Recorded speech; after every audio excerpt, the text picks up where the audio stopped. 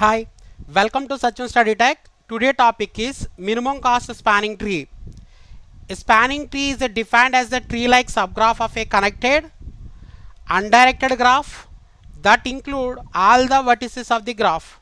That means what are the vertices is there in that graph, and the spanning tree also consisting of that same number of vertices. The minimum spanning tree has all the properties of a spanning tree with an added constraint of having the minimum possible weight among all the possible spanning tree. So all the possible spanning tree means, so how many number of spanning trees are possible for this given graph. For example, I am consider this is a graph. So in this graph consisting of 3 vertices. So this is an undirected graph. This graph consisting of 3 vertices and 3 edges.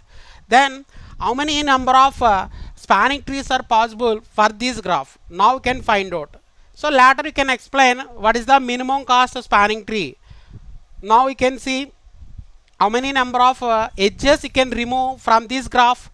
So that is e minus n plus 1 number of edges you can remove are equal to e minus n plus 1. So what is the e? Number of edges in this graph, 3 edges is there. So 3 minus number of vertices is 3, 3 minus 3 plus 1. So that is equal to 1. So r is 1. Now how many number of spanning trees are possible for this graph is NCR. This is a formula NCR. So what is the n? N means number of vertices in the graph. So how many number of vertices is there? 3 vertices is there. C R means how many number of maximum edges you can remove this graph, then the graph act as a spanning tree. So here it is 1. So 3C1. Now it is a 3 factorial into 3 minus 1, that is a 2 factorial into 1 factorial. So that is equal to 3 factorial is 3 into 2 into 1 by 2 factorial is 2 into 1 and 1 factorial is 1. So here it is 3 spanning trees are possible for these graphs. You can see here, for example, this is a graph. So what is a spanning tree? The spanning tree will not consisting of any self loop, any parallel edges, and also you cannot include any cycle. But is it a spanning tree? No, it is not a spanning tree because this graph consisting of a cycle. So without cycle is there, then see, so here the 3 spanning trees are possible. So what are those spanning trees are? You can draw here A to B and A to C. This is one spanning tree because here the one edge you can remove. Here this edge I can remove that. Then this is a spanning tree. Here you can see B, vertex B and B to A and B to C. This is another spanning tree. Second spanning tree 1, and also here the vertex C and C to A and C to B. This is also next spanning tree. So these are the 3 spanning trees are possible. So you can see here e minus n plus 1. How many number of maximum number of edges you can remove? Only one edge. Either you can remove this edge or this one or this one. So here these are the 3 spanning trees are possible for this graph. So you can see one more example. A, here it is B, here it is C, here it is D. So this is a graph, undirected graph. Is it a spanning tree? No, it is not a spanning tree. So how many number of spanning trees are possible for this graph? So you can see how many number of, first you can find out how many number of edges you can remove this graph, then that graph act as a spanning tree. So what is the formula here? E minus n plus 1. So E means number of edges. So 4 edges is there, 4 minus, here the number of vertices is 4, 4 minus 4 plus 1, that is equal to, can remove only one edge. So here you can remove either this one or this one or this one or this one, then it is form a spanning tree. How many spanning trees are possible?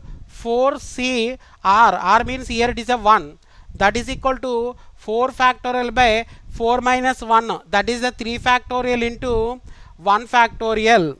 So 4 factorial is 4 into 3 factorial, that is equal to 3 factorial is 3 factorial 1 factorial is 1. So 3 factorial cancel here. It is a 4. The value is 4. 4 spanning trees are possible in this graph.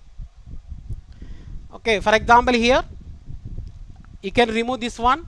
It is one spanning tree, that is A to B, A to C, A to D, or you can remove this one. It is form a spanning tree. Here it is. Here you can remove this one. It form a spanning tree here. You can remove this one. You can form a spanning tree here. Here it is. That means here you can see what are the number of vertices is there original graph. Then that number of vertices is present, must be present in any spanning tree. Here you can see 3 vertices is there. Here this spanning tree also 3 vertices, same vertices.